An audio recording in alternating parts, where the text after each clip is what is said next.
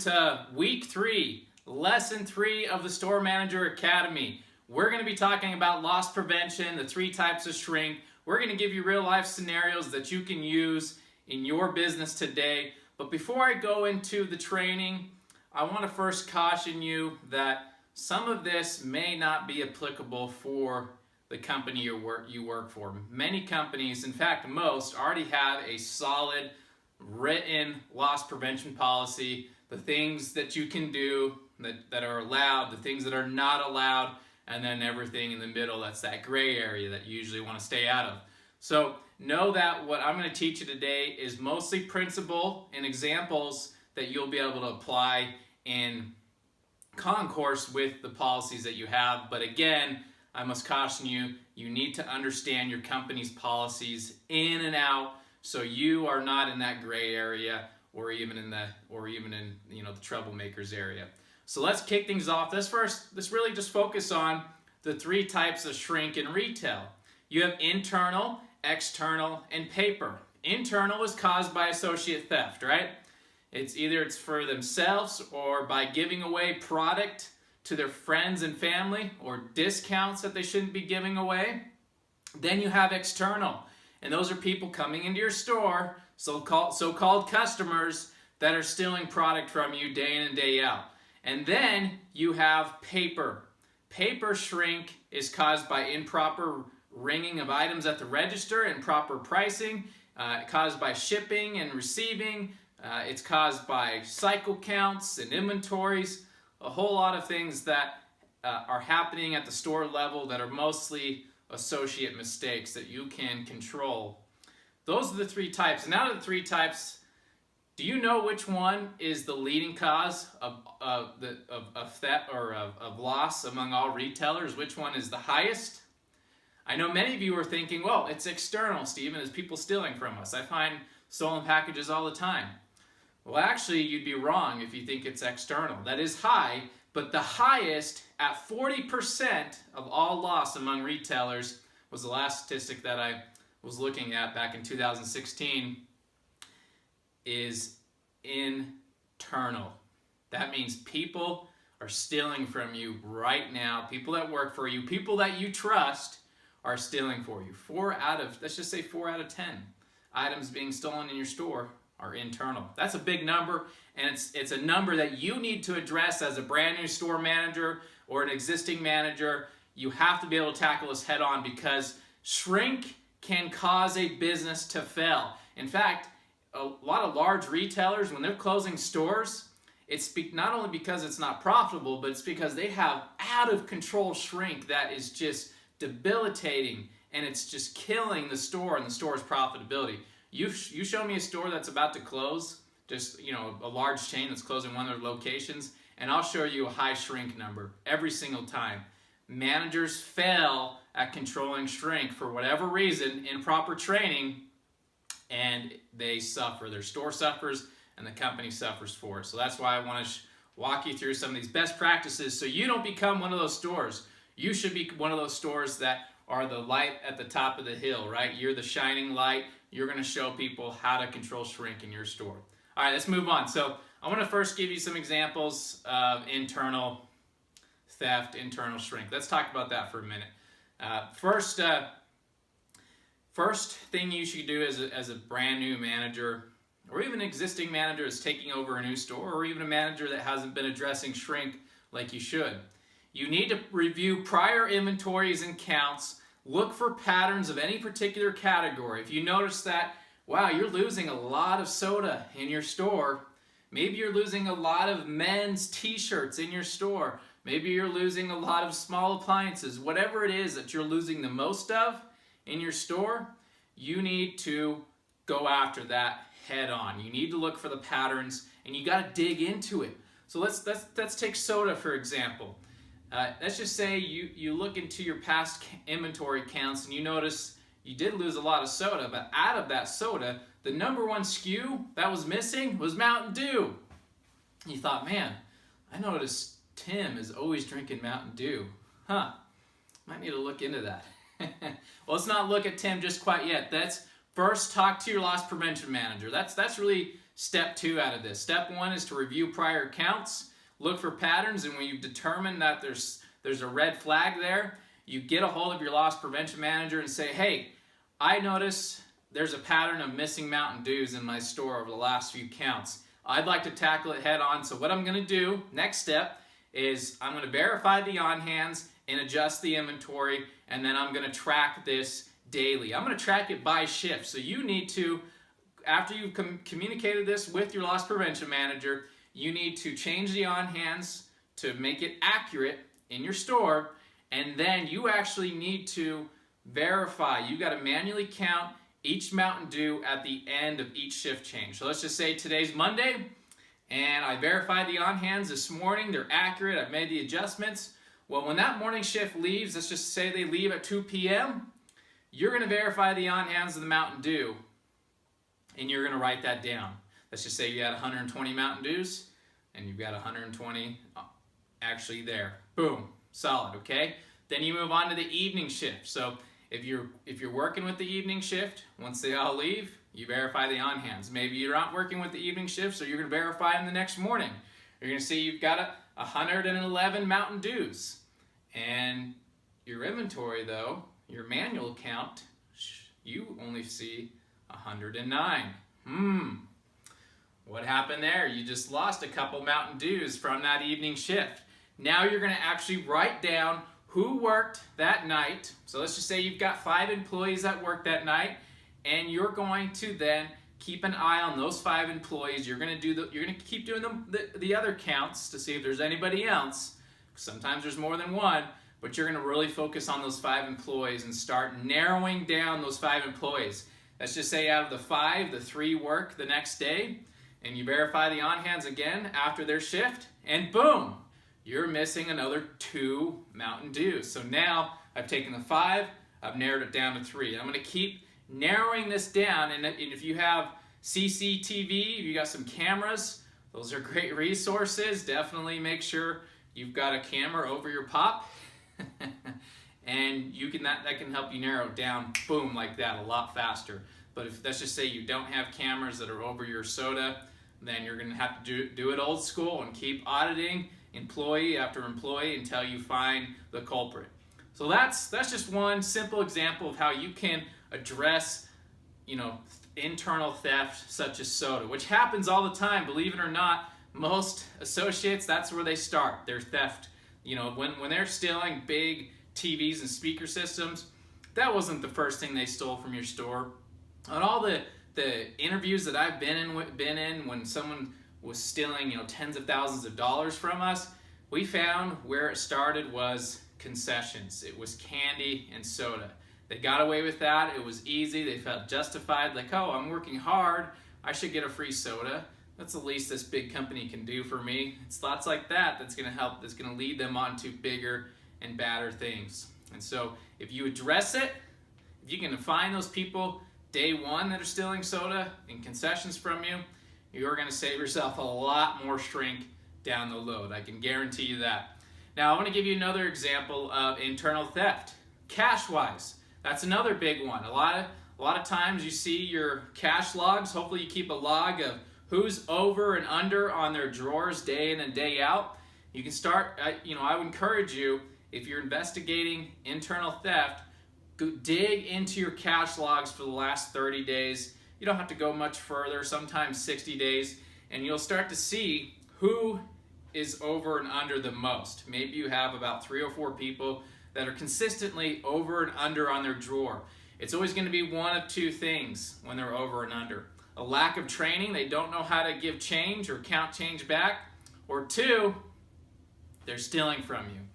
So you'll be able to determine that pretty quickly as you go through these cash logs, and you'll want to, again, if you have cameras, have the camera focused right where people count their tills. If you don't have a camera there, you really got to talk to your loss prevention manager and make that a priority. You can get even a cheap camera for a couple $100 that can do that for you with a DVR. I mean, go to Costco and you can get 8 cameras with a terabyte hard drive for $400. That'd be an easy purchase you could write off if you have a convincing argument with convincing statement for your loss prevention manager. Make sure you get make sure you get a camera over your cache. Make sure it's mandatory that they count it in that area wherever that camera's at, so you can quickly find out who's stealing from you. I remember I was reviewing, we had a lot of overage and a lot of cash that was over and under in a particular store that I was running. And so I dug in there and I found one employee was consistently over like $5.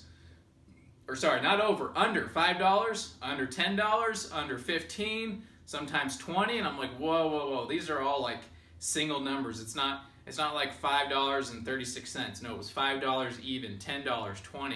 So I just by happen chance I was in my office, which is on the other side of where the cash office was. We had a camera in there.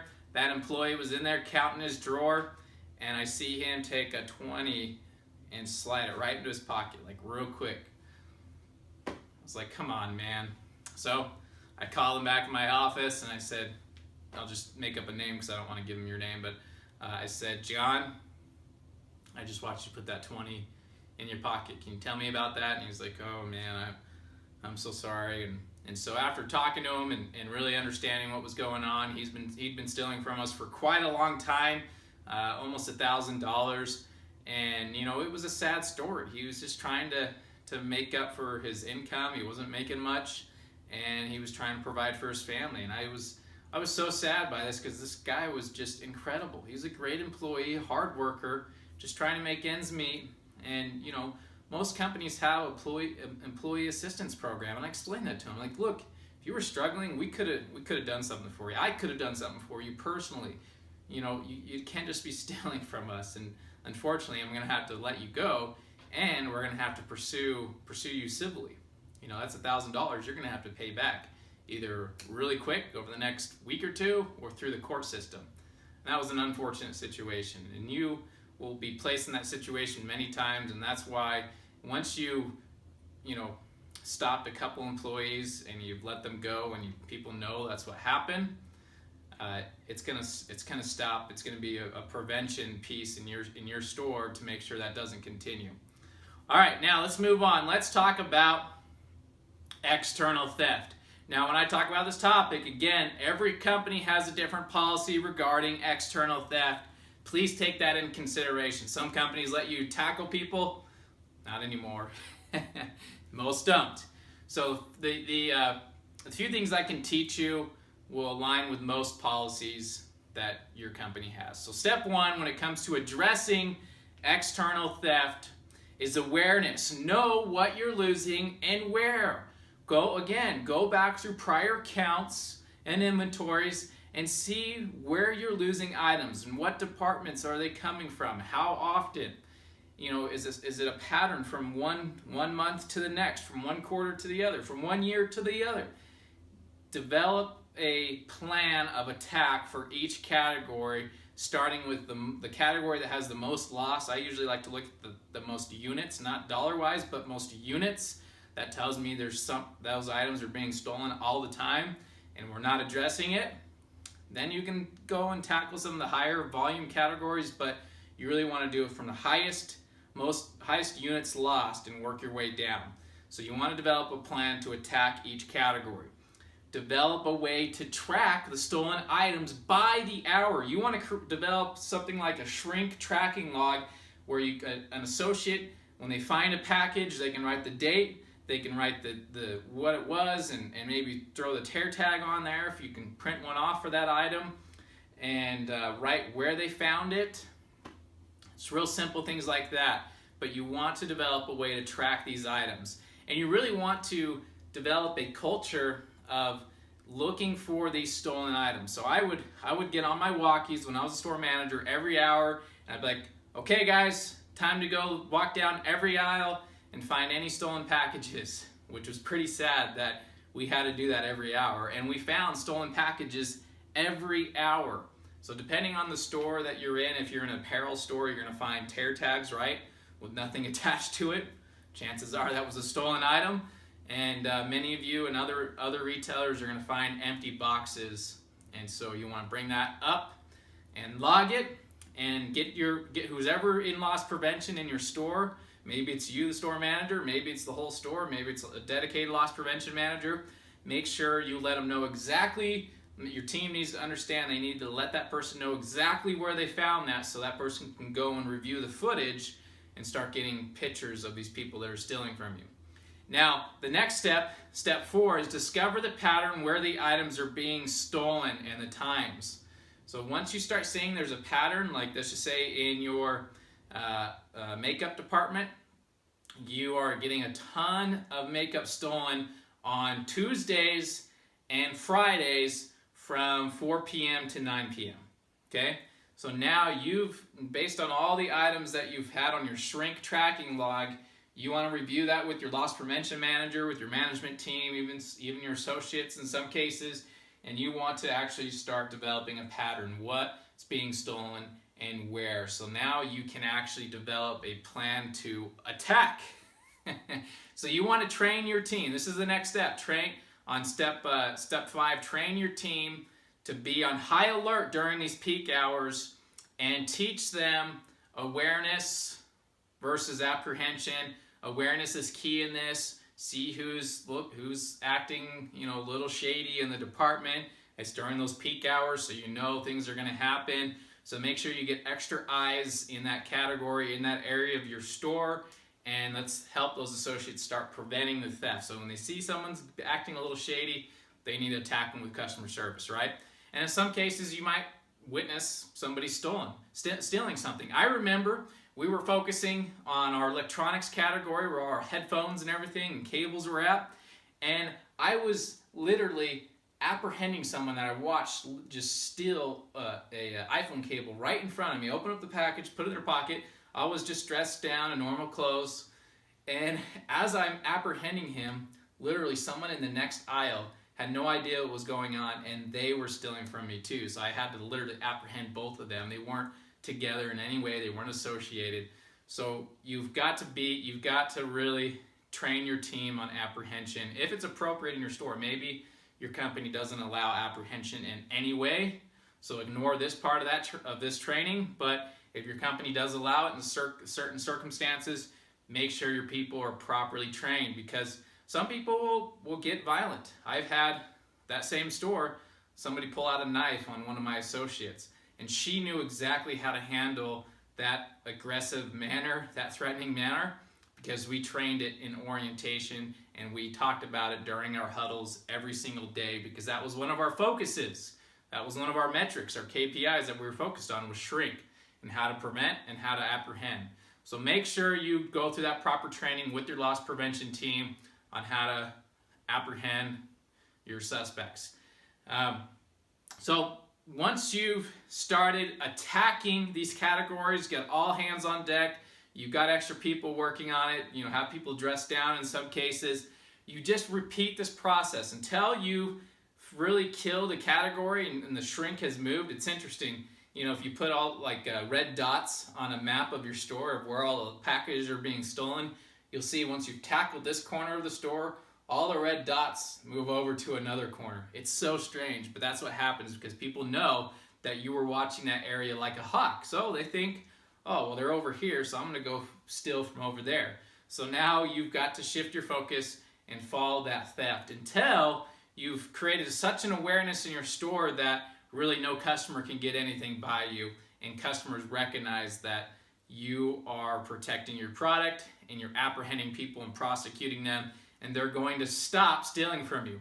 I remember I was riding a bus to work and these kids were talking about they're no longer stealing from my store because Jim got put in jail and Tim got put in jail and blah, blah, blah. I mean, they were just they were so upset that, our store was putting so many people in jail and they needed to just leave the store alone. And lo and behold, they didn't know they were sitting right next to the store manager. So it absolutely works, my friends. You've got to tackle it head on. Again, be aware of what's being stolen, develop a plan of attack, develop a way to track the items being stolen, discover the patterns, and then train your team to be on high alert, to focus on those areas, and to start preventing the theft from happening, and to apprehend those that are actually stealing. Now let's move on to paper shrink, another important category out of the 3 types of shrink in your store. Paper shrink, again, can be caused in many ways.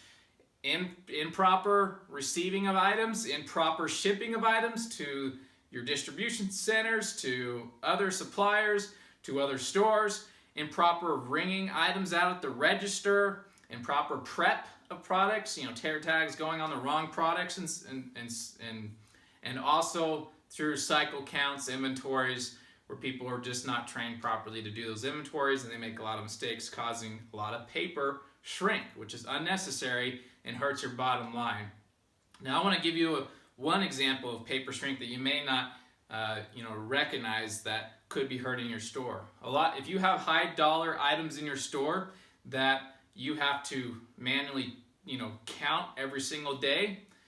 A lot of companies do this right now, and if you're not doing that on your high dollar items, you should have some kind of process in place. Like if you have TVs or laptops or cameras or whatever, cell phones, you need to be auditing those high dollar items at least once a week, sometimes daily. So with the company I worked for, we had a daily audit of all of our hardware systems, and we were losing hardware every once in a while. I'd grab a game console, and it's like, wow, this box is really light. Open it up, there's nothing in it, and it's locked behind glass. So that was my first red flag. So I immediately started watching these audits, who was doing them, and where they were finding them, and how long it was taking them to do the audit. And they seemed to be too perfect for having that box being empty the way it was. So I started reviewing footage of every person that was doing an audit. And I noticed one person was completing the audit within 15 minutes. And this audit would take maybe 45 minutes to an hour. And so I watched closer next time that person did the audit, and I noticed they were just checking off 10 items every time they looked at one item. And I knew immediately that they obviously were not going out and physically looking at each item. So I called that person there in my office. I said, you can't be doing that. I'm going to have to let you go. And that was it. I stopped that. That could have been potentially a bigger issue, because if we're having internal theft or external theft, we're not finding out about it for maybe weeks or even months, because the audits are being done improperly. So if you have any audits that you're doing in your store, you need to laser in on them. You need to make sure they're being done properly, because again, that's going to cause a lot of shrink. Internal, external, and paper, it's going to hurt your business. Now, when it comes to paper shrink, the strategy is very similar. You need to develop a strategy based on what you're losing. Whether, if you notice, negative on hands where you have five of this SKU, and you go and you scan it in the system and it says, hey, we don't have one. Oh man, that means it wasn't received. Or you sell something at the register and it shows you've never had this, you've never had this item before. Again, a receiving issue. So you've got to basically just laser in on any category that you're having these over and under SKUs where you're losing product. If it's through shipping and receiving, if it's through the register, or if it's through prep, whatever it may be, you need to go find out what it is, develop a strategy to stop it. Most times it comes from just lack of training. So once you've determined the root cause of that loss, you need to retrain those who are involved and then track for immediate improvement. And then you'll just repeat this process for any internal issues. And that, my friends, that is how you can control the 3 types of shrink in your store: internal, external, and paper. If you use these principles, this strategy, basically you just gotta when you find an issue, you've gotta get in and tackle it one by one, put all of your energy and focus on it, tackle that shrink one by one, and you'll do a great job. Thanks for watching. Look forward to seeing you on the next lesson.